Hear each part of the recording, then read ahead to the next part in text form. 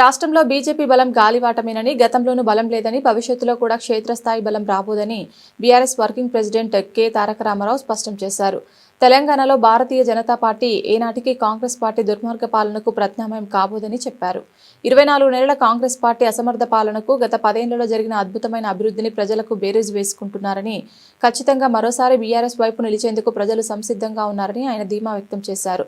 హైదరాబాద్లో ఆదిలాబాద్, మెదక్ జిల్లాల బీఆర్ఎస్ అధ్యక్షులు, పార్టీ ముఖ్య నేతలు, ప్రజాప్రతినిధులతో కలిసి కేటీఆర్ పురపాలక ఎన్నికల సన్నాహక సమావేశం నిర్వహించారు. ఈ సందర్భంగా ఈ 2 జిల్లాల్లో పార్టీ అనుసరించాల్సిన వ్యూహాలు, ఇతర అంశాలపై ఆయన దిశానిర్దేశం చేశారు.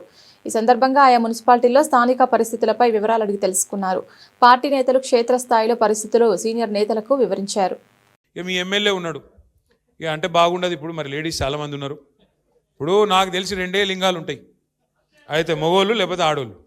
ఇవాళ ఈ 10 మంది పరిస్థితి ఏంటంటే వాళ్ళు ఎక్కడున్నారో వాళ్ళకి తెలియదు, వాళ్ళు ఏ లింగమో వాళ్ళకే తెలియదు. నువ్వు కాంగ్రెసా బీఆర్ఎస్ చెప్పురా భయ్ అంటే ఆడనేమో కాంగ్రెస్ అట, నియోజకవర్గంలో స్పీకర్ కాడికి రాగానే బీఆర్ఎస్ అట. నేను అడుగుతున్నాను, నువ్వు నీవు నిజంగా బీఆర్ఎస్ అయితే మరి ప్రేమ్ గౌడ్ ఇక్కడ జాయిన్ అవుతావు, నువ్వే ఆడున్నావు? బీఆర్ఎస్ అయితే ఇక్కడ ఉండాలని లేదా? నువ్వు మరి ఏడున్నావు? ఈ బతుకు అవసరమా? 4 సార్లు గెలుస్తుంది, 40 సార్లు గెలుస్తుంది. అందుకే అంటారు పెద్దలు చెప్తారు, నందేయి పందేయి 100 ఏళ్ళు బతికింది దానికంటే నందేయి 4 ఏళ్ళు బతికింది అని ఏమాట. పంది లెక్క 100 ఏళ్ళు బతికిన దానికంటే నంది లెక్క 4 ఏళ్ళు బతికినా చాలు. ఇప్పుడు జీవితం అంతా అందరం చస్తాం ఏదో ఒక రోజు. బతికిన నాలు ఖదర్తో బతకాలి. చచ్చిపోతే కూడా మంచివాడు చచ్చిపోయిండు అనాలి. చచ్చిపోతే ఈ బద్మాషిగాడు చచ్చిపోయినా ఏం అనుకుంటే కష్టం. గట్లుండాలి. కానీ నేను అడుగుతున్నా, ఇదేంది నాకు అర్థం కాదు. ఏం అభివృద్ధి ఆశించిపోయినావు నువ్వు? రేవంత్ రెడ్డి రాజేంద్ర నగర్లో ఏం చేసిండు? మెట్రో రైలు, మేము గచ్చిబౌలి నుంచి శంషాబాద్కు మెట్రో రైలు మంజూరు చేయడమే కాదు, టెండర్ కంప్లీట్ చేసినాం, పైసలు మొత్తం పోగు చేసినాం, టెండర్ పూర్తయింది. ఎల్ఎన్టీ అనే కంపెనీ ఏదైతే మెట్రో కట్టిందో వాళ్ళకే వర్క్ వచ్చింది.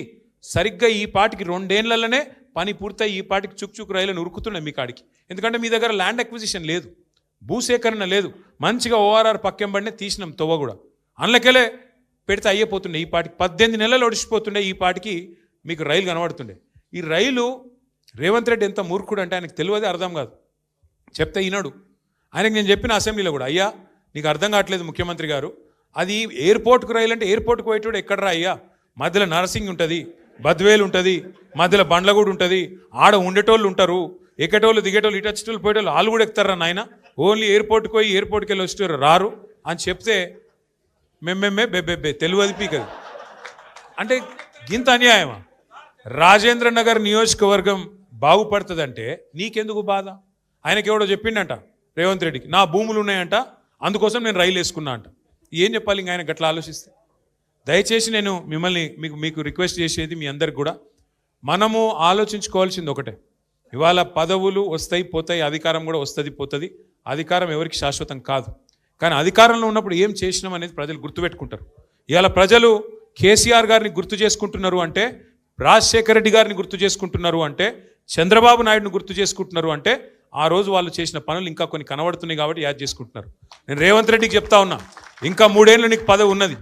ఏమైనా ప్రజలు గుర్తు చేసుకునే మంచి పనులు చేయి. చేసిన మోసం సాలు, పాలన మీద దృష్టి పెట్టు, 6 గ్యారెంటీల అమలు మీద దృష్టి పెట్టు.